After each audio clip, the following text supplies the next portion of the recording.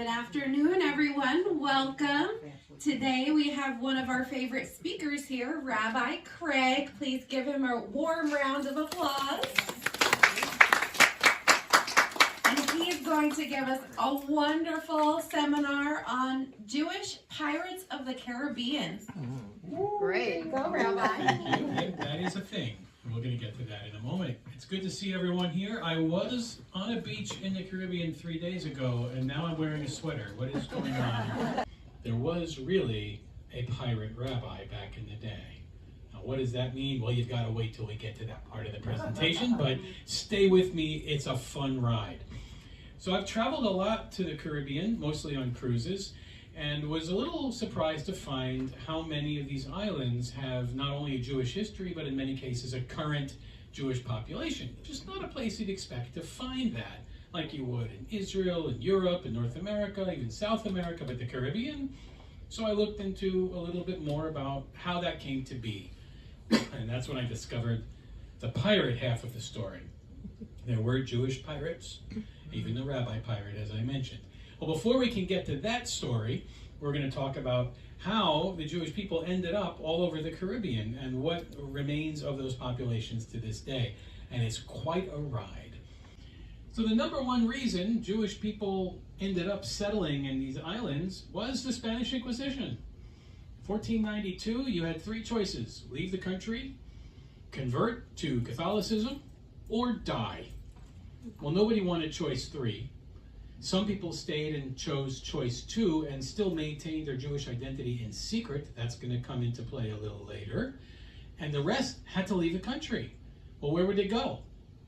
They went where there was religious freedom, which at that time was the Netherlands, Amsterdam. They started by going to Amsterdam, founding a synagogue there called the Portuguese Synagogue in Amsterdam, still there to this day. And then once the age of colonization started, all these people started going to seek their fortune in the New World and to settle the islands. The Jews went wherever they were permitted to go, which was anywhere the Dutch went. So the very first communities were in Brazil and some of the islands that at the time were under Dutch control. But that didn't stay that way. Some of the places, anytime the Dutch were the enemies of the Spanish, we hung out with them. The Dutch had places like Brazil, Aruba, Curacao, Suriname, St. Eustatius, a whole bunch of islands. Some of them changed hands multiple times, which made it interesting.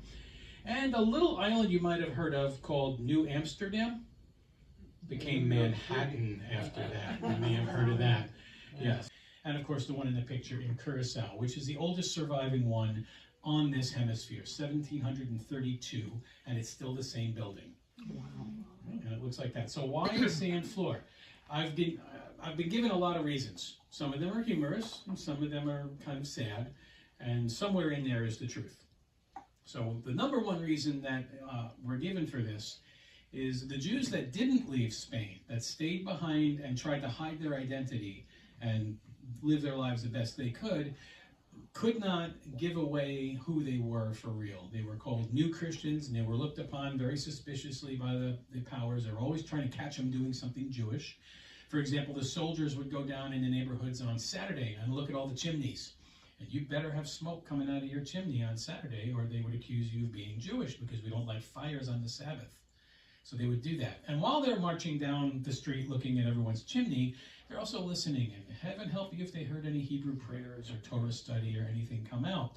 So the story goes, people would meet in basements that they would spread sand all over the floor to muffle all the noise and the sound. And that way the soldiers couldn't detect them maintaining their secret Jewish identity. So as a throwback to that, the synagogues in the Caribbean put up sand floors because that's who their ancestors were. We're going to go a little bit country by country, and some of these are places I've personally been to, so I can talk about what Jewish life is like there. And some of them may surprise you, like here in Barbados, for example. Barbados doesn't have a very large community today, but it did at one time, and they're proud of it. And in fact, they've done archaeological excavation of the synagogue and its grounds, and they've turned it into a beautiful museum. The cemetery is still intact and still in use. The synagogue is only in seasonal part-time use. They don't have services every week, but in the summertime and high tourist season, They turn it on a little bit more, and of course they have high holidays. We bring in a rabbi, so it is still functioning, and that is Kehila Kadosha Nidche Yisrael. Kehila Kadosha just means holy community. It's basically like a prefix any synagogue can use for their name, like a title. But Nidche Yisrael means the dispersed ones of Israel. And that brings us to Curacao, in the old picture of me. Don't judge. That is, we're going to spend a little more time on Curacao, so I only have the one slide, but that is a picture taken inside of the Mikveh Israel Emmanuel Synagogue in Willemstad. It is the oldest one still in existence and still in continuous use in the Western Hemisphere. They do services every single week. There are quite a few Jews on Jamaica, and there's interesting theories about them being descended from a lost tribe. So a lot of DNA tests have been done on that island, and people are finding they have Jewish heritage. So there's a lot of biblical names on the island, a lot of people who identify they may practice Christianity, but they know they have Jewish heritage of some kind. Again, another place that they were able to go to. A lot of Jews moved to Port Royal and then Kingston later after there was a fire. And they have, still to this day, the Neve Shalom is still in active use, so you can go there. Built in 1885 with a sand floor on it, and it was really the only synagogue in the entire country. And you can see on the right, this rabbi, I forget his name, Andrew Powacher, I can't tell. He goes around the country with these lectures, convinced Alexander Hamilton was, as we call it, a member of the tribe. And what is the evidence for this? Well, he was born on a tiny island called Nevis, which is true. St. Kitts and Nevis are a pair of islands. I did make it to St. Kitts, and I got high up on an island peak that I could look over and see Nevis, but I haven't actually set foot on Nevis. Not a Jewish population to speak of on Nevis today, but there was. They found a cemetery, they found a school, they found a paved pathway that was called the Jews' Walk. The synagogue does go back to the late 1700s, so it's not on the continental U.S., which is why Truro gets the award for the oldest one, but it is one of the oldest ones to ever operate under the American flag, because it was a territory for a long time. It's not a state now. It is still what they call a U.S. protectorate or territory. They have voting rights, and it is a beautiful but small synagogue with another sand floor. So here's an ancient picture. It's ancient because the guy in the front is now 27 and the guy behind him is turning 26 in March. So this was taken a little while ago on one of our first trips. They do grow up so fast.